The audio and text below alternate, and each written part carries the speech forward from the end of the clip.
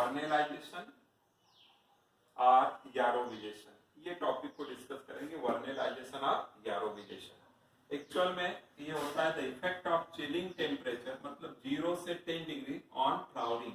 मतलब प्लांट्स को early life में, वेजिटेटिव लाइफ में 0 से 10 डिग्री टेम्परेचर चाहिए कुछ समय के लिए। समय कुछ भी हो सकता है, 1 डे, 10 डेज, 15 डेज कंटिन्यूस चाहिए, तब जाके उसके वेजिटेटिव जो बर्ड्स रहते हैं, वेजिटेटिव बर्ड्स जो रहेंगे वो किसमें कन्वर्ट होंगे। Suppose this is plant and ये लीफ है, तो लीफ में यहाँ पर जो बर्ड्स रहते हैं ये कैसे बर्ड है, axillary bud, but this bud may be converted into the leaf, branches बना सकती है, न्यू ब्रांच बना सकती है, और इट में be converted into the flower.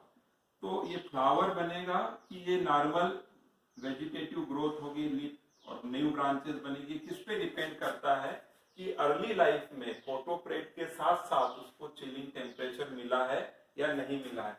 तो ये पर्टिकुलरली आपको सिर्फ कहाँ देखने मिलेगा, टेम्परेट रीजन में। तो इसको डिस्कस करने से पहले वापस इधर इस बात पे आते हैं। In temperate region you see that there are the 4 season, spring, summer, autumn and winter. 4 season है।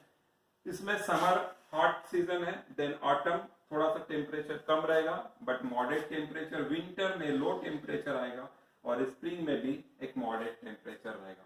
तो उन्होंने देखा कहां पर कि टेम्परेट रीजन, मतलब अपने इंडिया में आप देख सकते हैं तो लद्दाख है, कश्मीर है, लेह, लद्दाख, कश्मीर, वहां पर जाएंगे।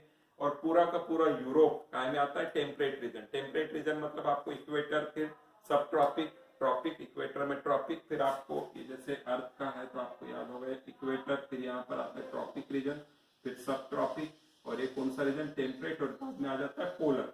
तो सन से जो रेज है यहाँ तिरछी पड़ती है, यहाँ टेम्परेचर क्या रहता है, कम। तो यूरोप और अदर कंट्री, रसिया वगैरह कौन से रीजन में आती है, टेम्परेट रीजन में। वहीं पर ये वर्नेलाइजेशन का इफेक्ट आपको देखने मिलेगा। इंडिया में आप सिर्फ कहाँ देख सकते हैं, इंडिया में आपको देखने मिलेगा कश्मीर में। एप्पल का कई बार आप सुनते हो कि भाई इस बार बर्फ कम गिरी तो एप्पल की फसल कम हुई, तो आपको लगता है क्या बर्फ से क्या एप्पल के बनती है, उसके बाद फसल कम हुई। तो एक्चुअल में क्या होता है, कंटिन्यूअस बर्फ गिरने से टेम्परेचर लो रहता है, तो जो बर्ड है वो वर्नेलाइज हो जाते हैं, then later on photoperiod, then only they produce the better flowers. Okay, so यहाँ पर देखते हैं बार्ली, राई एंड व्हीट। कुछ वेराइटीज बार्ली की, जैसे एक को ले लेते हैं, that is sown in the spring, that known as the spring variety. उसको कब सीड सो के स्प्रिंग में, and it produce the fruiting in the same season, मतलब almost end of the summer. यहाँ पर आपको फ्रूट मिल गया। कब ग्रो किए, अर्ली स्प्रिंग में इसको ग्रो किया, स्प्रिंग से ग्रोथ होगी, वेजिटेटिव ग्रोथ। तो जर्मिनेट होते समय ही ये या तो ये बार्ली या राई या व्हीट की वेराइटी वर्नेलाइज हो जाती है, वेजिटेटिव ग्रोथ होगी इस सीजन में, एंड सेम सीजन में फ्लावरिंग होगी, और यू कैन कलेक्ट क्रॉप। यहाँ पर आपका क्या हो सकता है, सीड कलेक्शन हो सकता है। सीड यहाँ पर आप क्या करेंगे, कलेक्ट कर सकते हैं। But this variety produce the seed within a very short time, but it is not resistant to disease and its yield is also poor, पैदावार भी कम होती है। Another variety is known as the winter variety. Winter variety winter में तो grow नहीं करेंगे क्योंकि temperature बहुत लो है, ग्रोथ भी कम होगी, है ना। तो इसको ग्रो करते same. Suppose this B variety is grown into the spring, but it is found that it does not produce the flower in summer, पूरा समर वैसे ही चले जाता है। Autumn is also passes, then winter is come, and the next after passing the winter again it will come to spring, and then it will produce the seed. आप क्या देख रहे हैं, इसको कहां पर ग्रो किया, स्प्रिंग में। स्प्रिंग में उसकी वेजिटेटिव ग्रोथ होती है, समर में फ्लावरिंग नहीं आ रही है, again it comes to the autumn, vegetative growth हो रही है, then it passes through the winter, and after that winter next summer it produce the seed। तो ऐसी वेराइटी को कितने सीजन रख दे, 2, इसलिए इसको कौन सी वेराइटी बोलेंगे, biennial. But this variety produce the more seed as compare to A variety and highly resistant, but time is double. So time double हो रहा है मतलब ऑटोमेटिकली प्रोडक्टिविटी अब क्या होगी, लेस हो गई। ऐसा क्यों हुआ, व्हाई द राई, barley and wheat, those are sown in the spring, one produce the seed in the summer, another produce the next season summer। तो ऐसा इसलिए हुआ कि this variety which is sown in the summer, it passes through the summer, sown in spring, passes through the summer, but it does not receive the 0 to 10 degree temperature for the vernalization. So temperature कितना नहीं मिला, 0 to 10 degree for the vernalization. So it remain vegetative, and in the next season when it passes through the winter, then this bird receive the low temperature. That's why they produce the flower in the spring and seed is collected into the summer. So question is arise, how we can convert this winter variety life cycle biennial to annual. इसको biennial से हम annual में कैसे convert कर सकते हैं? तो better way, it should be sown. कहाँ पर sown करना पड़ेगा आपको इसको? This bee should be sown into the autumn. Autumn में यदि आप grow करते हैं, then it passes through the winter. Winter में इसका क्या हो जाएगा? Vernalization. And spring and summer again you can get the seed. इसका मतलब क्या है? ये नॉलेज आ गया कि why this is not producing the seed in the same season, because it need the chilling temperature. तो चिलिंग टेम्परेचर देना है तो आप इसको कहां पर शो कर दो? ऑटम में. Chilling temperature received in winter, spring is flowering and summer. At the end of the summer you can collect the seed. ये सीड कलेक्ट कर सकते हैं.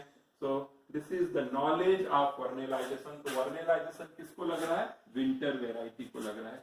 So this is given by the Clippard and Lysenko. Term is given by the Lysenko. Temperature is given to 0 to 10 degree. किसको दे सकते हैं? Seedling को दे सकते हैं अर्ली स्टेज में, ताकि वो लेटर स्टेज में क्या कर सके? फ्लावर प्रोड्यूस कर सके. अब इसमें रिसेप्शन लीफ नहीं होती. यहाँ पर रिसेप्शन के लिए जैसे फोटोप्रेडिक रिसेप्शन कौन लेता है? लीफ होता है. यहाँ पर लीफ नहीं होती. यहाँ पर कौन होंगे? एक्सिलरी बर्ड्स या फिर अपाइकल बर्ड.